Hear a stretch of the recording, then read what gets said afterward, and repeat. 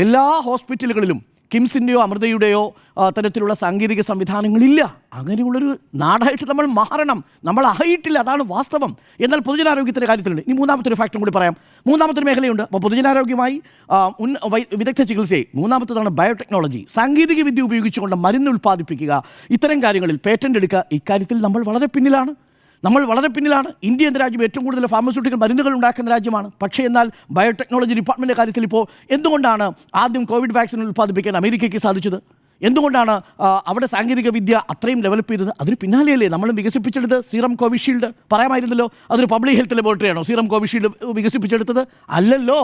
ഇതാണ് നമ്മുടെ രാജ്യത്തിൻ്റെ അവസ്ഥയെന്ന് പറയുന്നത്. അതുകൊണ്ട് ഒറ്റ വാചകത്തിൽ പറഞ്ഞാൽ സജി ചെറിയാൻ പറഞ്ഞത് പരമാർത്ഥമാണ്.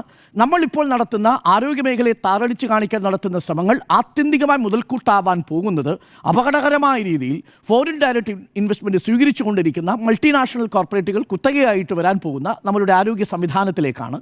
ആ ആരോഗ്യ സംവിധാനത്തിനു വേണ്ടിയാണോ ചിലർ ബാറ്റ് ചെയ്യുന്നത് എന്ന് ചോദിച്ചാൽ സംശയിക്കാൻ കഴിയില്ല.